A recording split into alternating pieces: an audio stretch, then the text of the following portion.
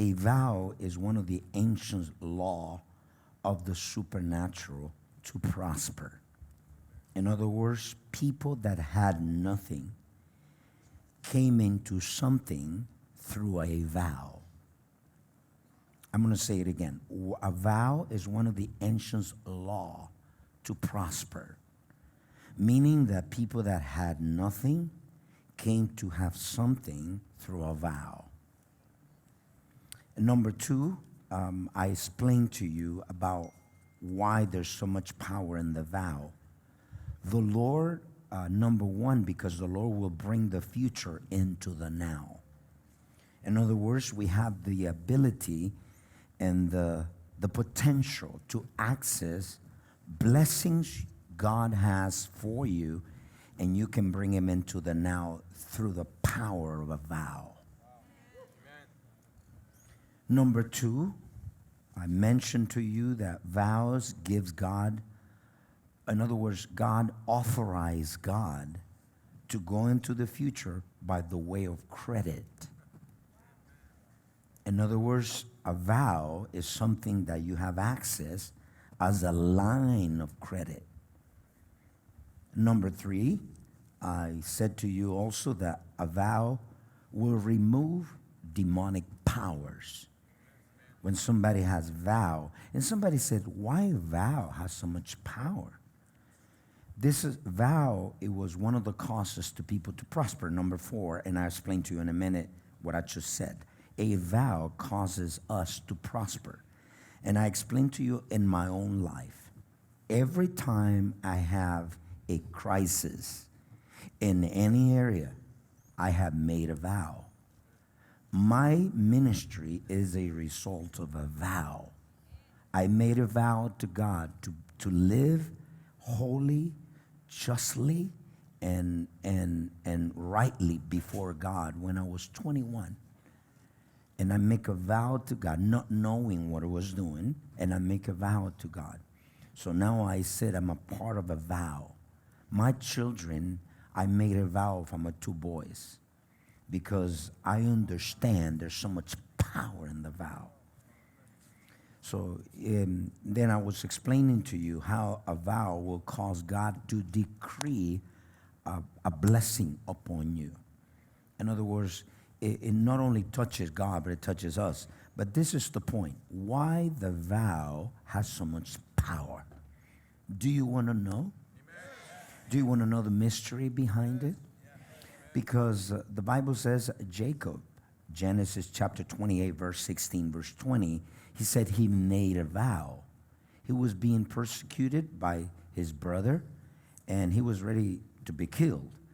And he made a vow. He said, if you go with me, if you prosper in the way, if you protect me, I will make a vow. In Numbers, Israel made a vow. Numbers 21, 22. And then he said in a wicked verse 17, Numbers 21, 22, and the Lord make a pass. And then he said, and then make a vow. 21, 2. And then he said he made a vow. Israel made a vow. He was fighting against some enemies. And then he said, if you deliver us from our enemies, we're going to make a vow. And they did, and God delivered them from his enemies. And God delivered Jacob also. And then Jonas, he was in the belly of the fish. And then he said, being there, he was in agony. And then he said, Lord, if you deliver me from this, I will make a vow. And he did. God did it too. So I want to take this example of the Bible, and let's go to 1 Samuel chapter 1, verse 9. There was a woman, she was barren. She couldn't have babies. Because a vow, you can give him direction to any direction. Any direction. And then I will explain to you, do not forget why there's so much power in the vow. You heard those testimonies?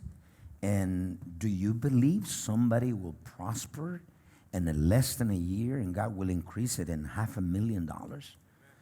That is impossible. That's not. And somebody, because there's always people reasoning the word. There's always thinking about it. And some other people, they're already stagnated. And I made vows, not only when I had crisis, but also when I wanted to go into another dimension. I said, God, I'm not going to go. I made a vow of $100,000 for the house of prayer. I already gave 70,000. So God has provided. I did not have the money, but I said, I need to be the example for the church. I need to be the first giver in the church. If I can tell you about Juan, the son that testified, he's one of the best giver in the church. And I got people in the church, that Prophet Kathy, they have millions. They have millions. If I go to the bank, they have millions. But they never give anything to the ministry.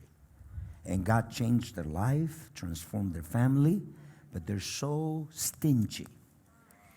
Before I go, no, I'm serious. Before I get so upset, because I said they're not grateful for what God has done.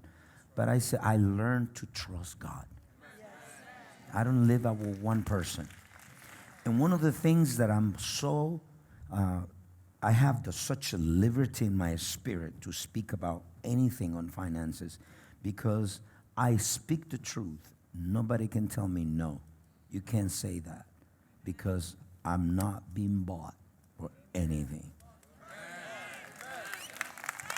So, one of the ways to, when we mention vows, we have to check the purity of your heart. Why do you do it? You do it because you want money, or you do it because we want God to be glorified and the people to prosper? Those testimonies are the evidence of what we preach is pure, holy, and is in the scripture, is in the Bible. So in my own life, so let me mention something to you. So the Bible says, let's go to 1 Samuel chapter 1, verse 9. I want you to see this woman, 1 Samuel chapter 1, verse 9.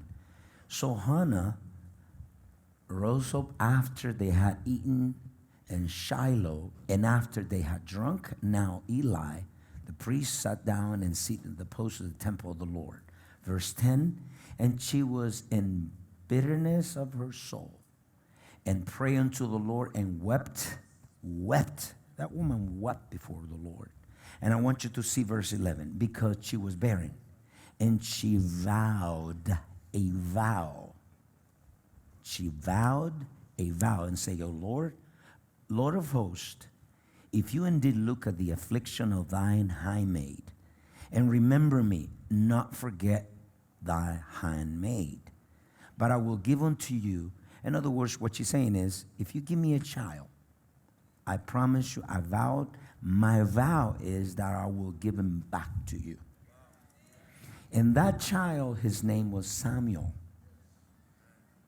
That was the most powerful prophet, one of the most powerful prophets in the Old Testament.